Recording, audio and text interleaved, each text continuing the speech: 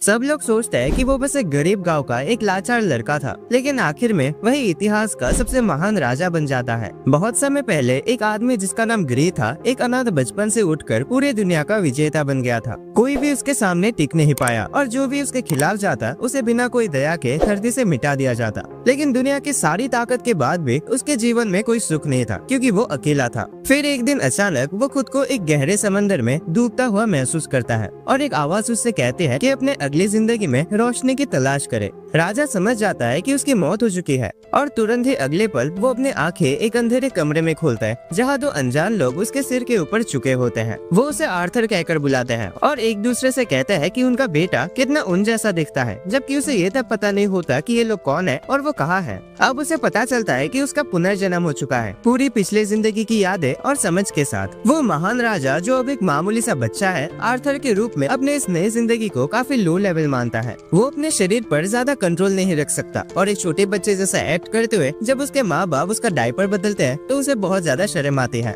एक दिन आर्थर देखता है कि उसका फादर मैजिक का यूज करके अपने शरीर को मजबूत बना रहे हैं ताकि वो आराम से खेतों में काम कर सके, और उसकी माँ उनका इलाज करते हैं जब वो चोट खा जाते हैं। यही पहली बात है जो आर्थर को इस नई दुनिया के लिए एक्साइटेड बनाती है और उसे पता चलता है कि ये दुनिया पृथ्वी नहीं है, क्योंकि यहाँ जादू है। जल्दी ही आर्थर को पता चलता है कि उसके फादर एक एडवेंचरर है जो अक्सर अपने दोस्तों के साथ मॉन्स्टर्स का शिकार करने जाते हैं। वो अंदाजा लगाता है कि जब यहाँ हर किसी को हथियार रखने की इजाजत है तो ये जगह काफी खतरनाक होनी चाहिए। इसीलिए वो फैसला करता है कि उसे जल्द से जल्द ताकतवर बनना होगा ताकि वो अपनी रक्षा कर सके। लेकिन ये दिन अभी दूर है, क्योंकि फिलहाल तो वो सिर्फ एक नन्हा सा बच्चा है जो तुरंत सो जाता है जब भी उसकी माँ लोरी गाते हैं। लेकिन जल्दी ही वो अपनी इस छोटी सी बेचैनी से ऊपर उठ जाता है और इस शांत पलों का मजा लेने लगता है, क्योंकि अपनी पिछले जिंदगी में तो वो हमेशा जानलेवा हमलों के खतरे में सोता था। कुछ महीने गुजर जाते हैं और आर्थर आखिरकार घर में इधर उधर रेंगने लगता है। वो सोने का नाटक करता है ताकि उसकी माँ उसे अकेला छोड़ दे और फिर चुपके से घर की लाइब्रेरी में घुस जाता है, जहाँ वो इस दुनिया के बारे में जानकारी ढूंढने के लिए किताबें पढ़ता है। उसे पता चलता है कि जिस देश में वो रहता है उसके नॉर्थ में ड्वार्फ्स का एक देश है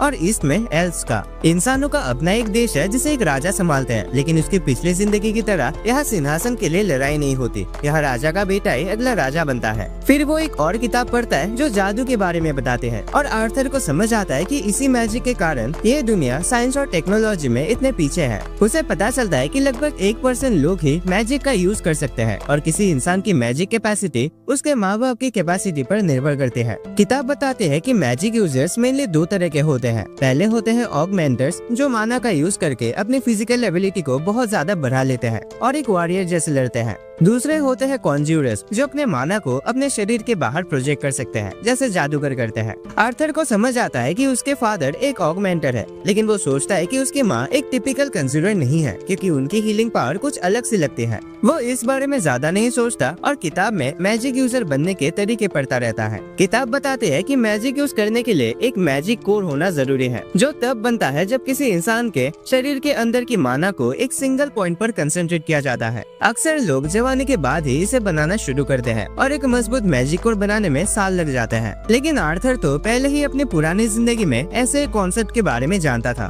उस दुनिया में वो अपने शरीर के अंदर की एनर्जी जिसे की बोलते हैं उसको कंट्रोल करता था और की कोर बनाना मैजिक कोर बनाने जैसा ही था। आर्थर अपने शरीर के अंदर माना को एक जगह पे फोकस करने लगता है, इसी उम्मीद में कि वो अपनी नई जिंदगी में ताकत का पहला कदम उठा सके। लेकिन जैसे ही वो अपना पहला मैजिक कोर बनाने वाला होता है, उसकी माँ उसे पकड़ लेते हैं और उसे वापस बेड में सुला देते हैं। 2 साल पलक झपकते ही गुजर जाते हैं और एक दिन जब आर्थर की माँ उसके बारे में डायरी में लिखने में बिजी होते हैं, तो आर्थर बाहर जाकर तलवार चलाना सीखने लगता है अपने फादर से। वो एक लकड़ी की तलवार से बार बार अटैक करता है जैसे कि असली तलवार हो। तभी उसकी माँ बाहर आती है और अपने हस्बैंड पर बहुत गुस्सा होती है कि उन्होंने उसके इतने छोटे बच्चे को जो अभी अभी चलना सीखा है तलवार पकड़ा दिया है। ये सब आर्थर के लिए नया नहीं है, जिसे अब अच्छी तरीके से पता चल गया है कि इस घर का असली बॉस उसकी माँ ही है। उसकी माँ उसे अक्सर आसपास के शहर भी ले जाते और आर्थर वहाँ जाके हमेशा खुश होता है, क्योंकि वहाँ उसे इस दुनिया के बारे में बहुत कुछ सीखने को मिलता है। वो हर चीज में इंटरेस्ट दिखाता है, हथियारों से लेके अजीबोगरीब सामान तक, लेकिन सबसे ज्यादा एक्साइटेड तो वो जादू को लेकर ही होता है और शहर में रहकर उसे मैजिक को पास से देखने का बेहतरीन मौका मिलता है। इन सब यात्राओं के अलावा आर्थर अपने माँ बाप के साथ एक शांत जीवन बिताता है। भले ही उसे एक नन्हे बच्चे के शरीर में फंसा हुआ महसूस होता है, लेकिन धीरे धीरे उसे ये शांत जिंदगी पसंद आने लगती है। उसके माँ बाप उसके हर जरूरत का ध्यान रखते हैं और ये सब देखकर उसे अपनी पिछले जिंदगी के ऑर्फेनेज का बचपन याद आता है, जहाँ उसने दिल से एक परिवार की तमन्ना की थी, लेकिन वो विश कभी पूरी नहीं हुई। एक दिन आर्थर अपने फादर को मैजिक का प्रैक्टिस करते देखता है, जहाँ वो अपने माना कोर को मजबूत करने की कोशिश कर रहे होते हैं।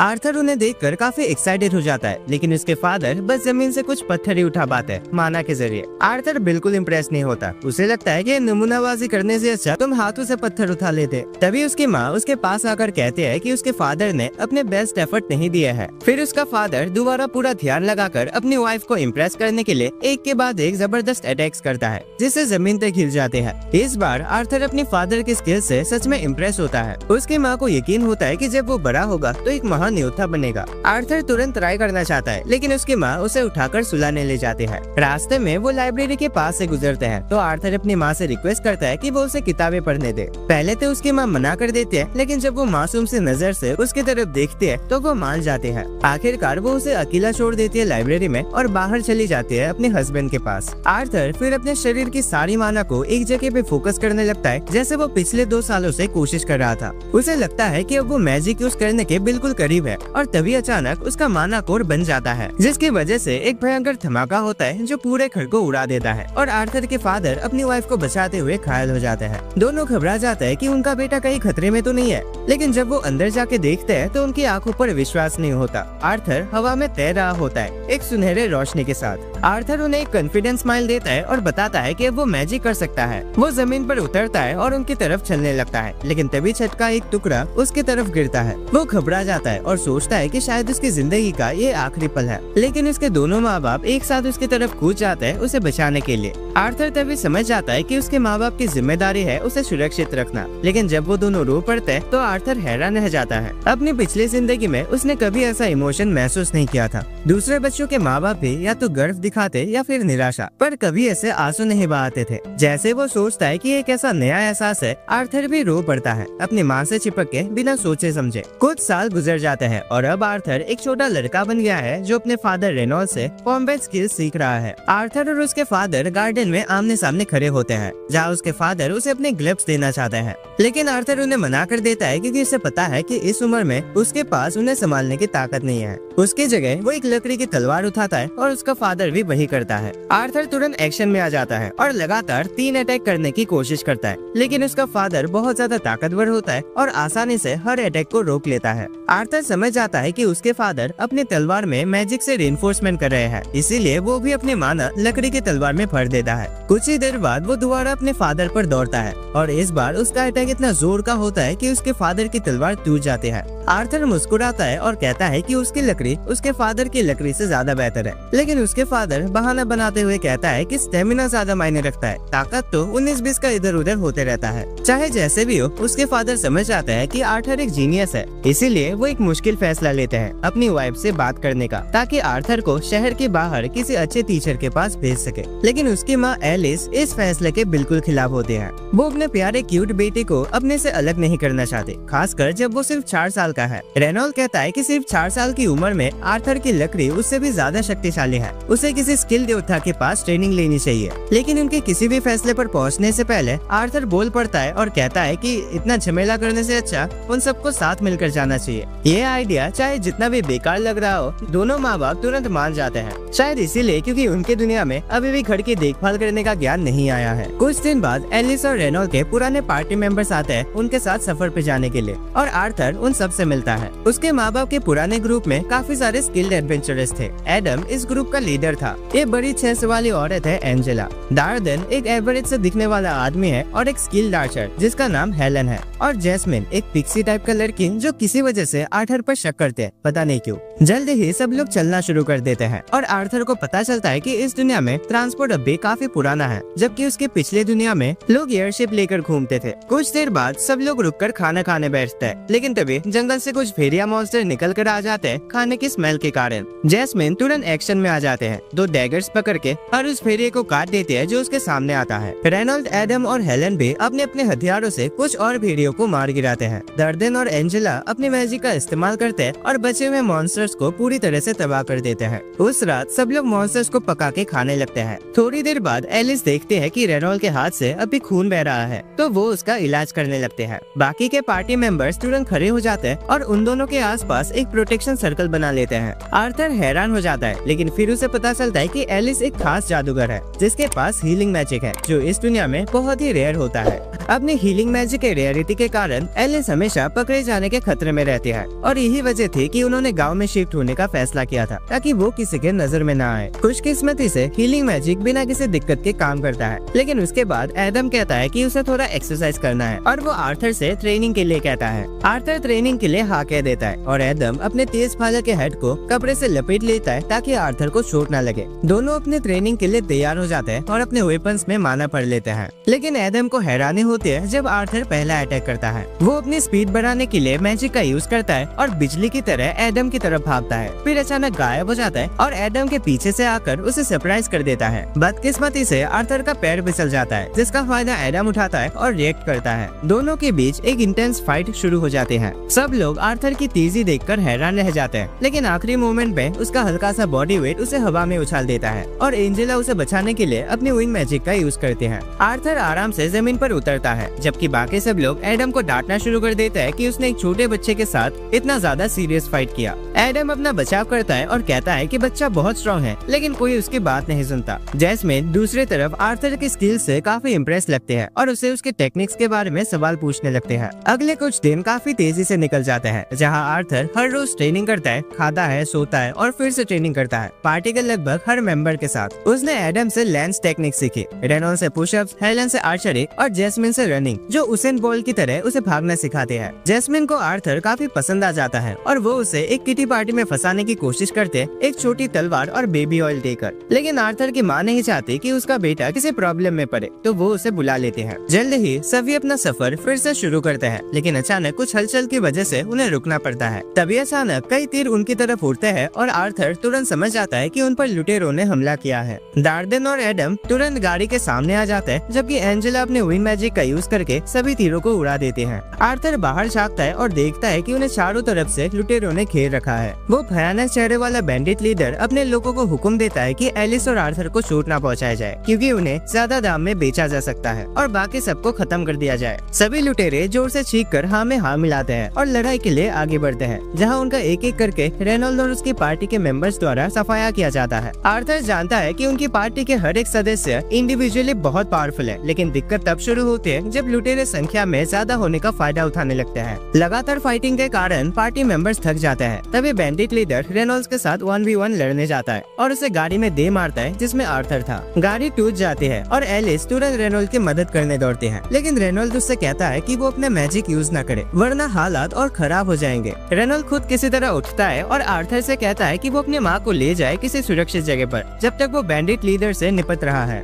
आर्थर ऑब्वियसली लड़ना चाहता है और कहता है कि वो इन गुंडों को संभाल सकता है, लेकिन उसका फादर उस पर चिल्लाता है कि उसी ताकत का यूज करे अपनी माँ की रक्षा के लिए, क्योंकि उसके माँ के पेट में एक बच्चा है। आर्थर सोचता है ये कब हुआ, मुझे तो पता ही नहीं चला, लेकिन फिर भी एलिस को लेकर वो भाग जाता है। बैंडिट लीडर उनका पीछा करने की कोशिश करता है, लेकिन रेनॉल्ड उस पर दोबारा अटैक करता है और उसे डिफेंड करने पर मजबूर करता है। आर्थर भागता रहता है, लेकिन उसका रास्ता कई दूसरे लुटेरों ने रोक लिया होता है। खुशकिस्मती से उसके पार्टी के मेंबर्स काफी प्रोफेशनल होते हैं और एक एक करके सारे लुटेरों को मार गिराते हैं। आर्थर उनका शुक्रिया अदा करता है और फिर से भागता है, लेकिन अचानक एक जादूगर उन पर विंड मैजिक से हमला करता है। आर्थर डिसाइड करता है कि वो अपनी माँ को धक्का देकर सुरक्षित जगह भेजे और खुद उस झटके को सह लेता है। विंड मैजिक के अटैक से वो हवा में उछलकर एक खाई के पार चला जाता है, लेकिन वो तय करता है कि वो अकेले नहीं मरेगा, इसीलिए वो अपने चाकू एक रस्सी से बांधकर अपने अटैकर पर फेंकता है और उसे भी खाई से नीचे खींच लेता है। तभी डार्डेन और एंजेला तुरंत अपनी मैजिक का यूज करके आर्थर को बचाने की कोशिश करते हैं, जबकि उसकी माँ रोती हुई आंखों से उसका नाम पुकारती है।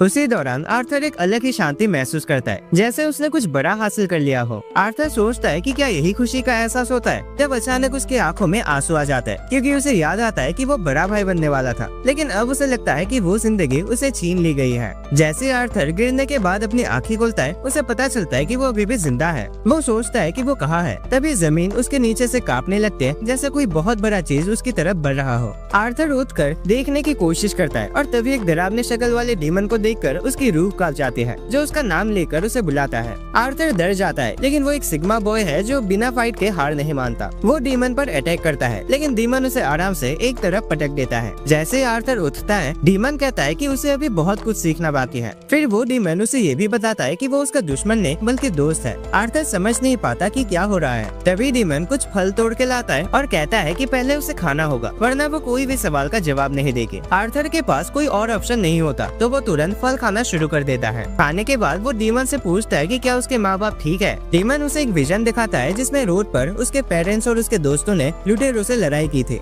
हर तरफ लुटेरों के लाशें पड़े होते हैं। डीमन आर्थर को बताता है कि जिसे भी वो जानता था सब जिंदा है और कुछ दिन पहले ही सुरक्षित सफर पर निकल चुके हैं। ये सुनकर आर्थर की आंखों में खुशी के आंसू आ जाते हैं। उसका दिल हल्का हो जाता है। फिर वो डीमन से उसका नाम पूछता है ताकि उसका धन्यवाद कर सके, और डीमन अपना नाम बताता है, सिल्विया। कुछ दिन बीत जाता है जब आर्थर अभी भी सिल्विया के केव में होता है। फल खाकर अपने आप को हील कर रहा होता है। वो जितना जल्दी हो सके अपने पेरेंट्स के पास जाना चाहता है, लेकिन सिल्विया कहते हैं कि ये इतना आसान नहीं है। उसे एक ऐसे जंगल से गुजरना पड़ेगा जो खतरनाक मॉन्स्टर्स और डरावनी चीजों से भरा है। लेकिन सिल्विया के पास एक और तरीका है जिससे वो आर्थर को उसके परिवार से मिला सकते हैं, लेकिन इसमें स्पेस टाइम फैब्रिक में एक सुराग बनाना होगा जो बहुत टाइम लेता है। आर्थर इस बात को समझ जाता है और जब तक सिल्विया ये सुराग बना रही होती है, आर्थर अपनी ट्रेनिंग जारी रखता है। अब उसे ये समझ आ गया है कि चाहे सिल्विया दिखती एक डीमन जैसे हो, लेकिन वो अंदर से एक बहुत ही दयालु और केयरिंग इंसान है, खासकर आर्थर के लिए। एक दिन जब आर्थर अपना माना पे काम कर रहा होता है, सिल्विया डिसाइड करते हैं कि उसे एक ऐसा ट्रिक सिखाया जाए जो इंसान नहीं जानते। वो हवा से माना को इकट्ठा करते हैं और अपने हाथ में एक चमकदार बॉल बना लेते हैं, जो आर्थर को चौंका देता है क्योंकि उसने ऐसा कुछ पहले कभी नहीं देखा।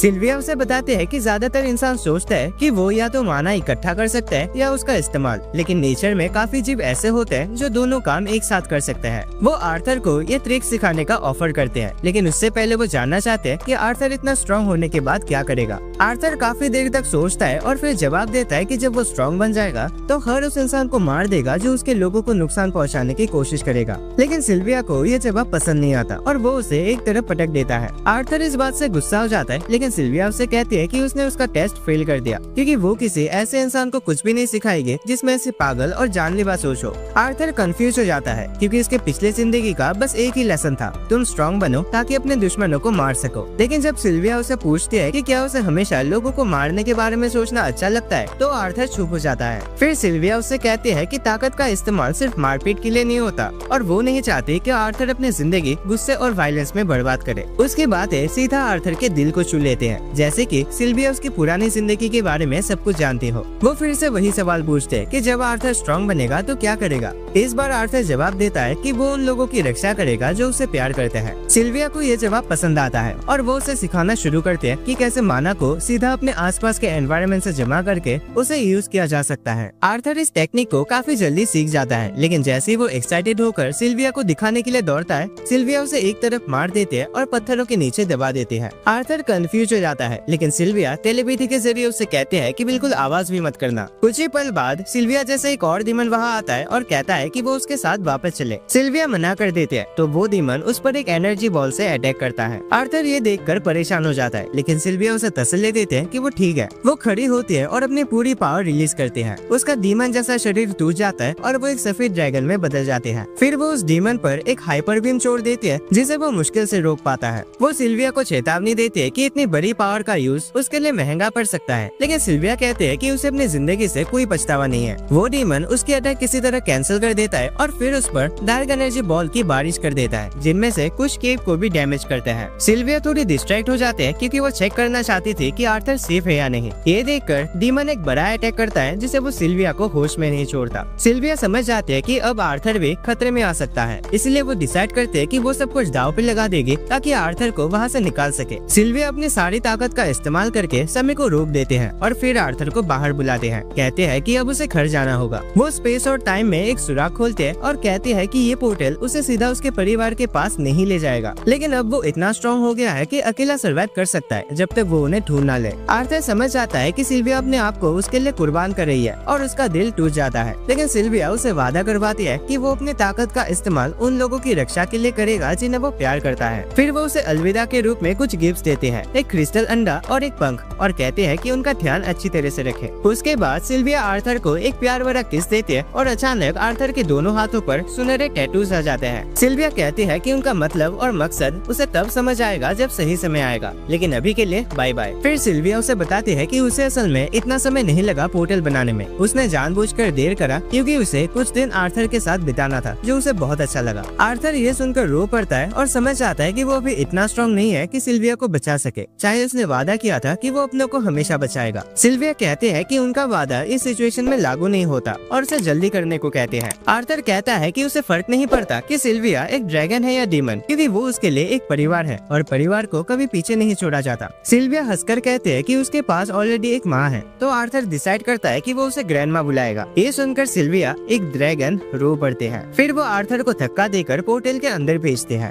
आर्थर अंडा और पंख लेकर जाता है, लेकिन जैसे वो पोर्टल में जाता है और पीछे मुड़कर सिल्विया को अलविदा कहना चाहता है, उसे महसूस होता है कि वो खींचा जा रहा है। जैसे आर्थर चला जाता है, सिल्विया अपने पावर रिलीज करती है और केव में समय को नॉर्मल कर देती है, जिससे डीमन का अटैक तुरंत उस पर लगता है। वो जमीन पर गिर जाते हैं, लेकिन जैसे ही डीमन अपने जीत पर गर्व करता हुआ उसकी तरफ बढ़ता है, सिल्विया अचानक उस पर अपनी पूरी पावर से अटैक करते हैं। दूसरी तरफ आर्थर पोर्टल के अंदर ट्रेवल कर रहा होता है जब उसे सिल्विया की आवाज पर से सुनाई देती है। वो कहते हैं कि दुखी महसूस करना ठीक है, लेकिन उसे मेहनत करके एक दिन खुशी में बदल देना चाहिए। आर्थर कहता है कि वो ये नहीं कर सकता, लेकिन सिल्विया कहते हैं कि उसे पता है कि आर्थर कर सकता है, क्योंकि वो इतिहास का सबसे ताकतवर राजा था। आर्थर ये सुन के हैरान हो जाता है कि सिल्विया उसके पिछले जिंदगी के बारे में जानती थी। वो पूछना चाहता था कि क्या सिल्विया ही थी जिसने उसे इस दुनिया में भेजा था, लेकिन उससे पहले ही वो पोर्टल से बाहर आ जाता है। आर्थर थोड़ा रो लेता है सिल्विया के लिए, लेकिन फिर खुद को संभालता है और उस क्रिस्टल एग को अपने बैग में रख लेता है। उसके बाद वो आसपास देखता है और समझ आता है कि वो एक घने और खतरनाक जंगल में है। सो आज का ये वीडियो यहीं पर खत्म हो जाता है और कमेंट्स में बताना कि तुम्हें इसका अगला पार्ट चाहिए या नहीं। एंड वीडियो पसंद आई तो लाइक करना, चैनल पे नए हो तो सब्सक्राइब करके रखना ताकि तुम ऐसे मजेदार एनिमेस मिस ना करो। और अगर आपको मैजिकल या फिर इसेकाई टाइप के एनिमेस देखना पसंद है तो स्क्रीन पे शो रहे उन वीडियोस पे क्लिक करना। बाकी मैं तुम्हें मिलता हूँ एक और नए वीडियो में।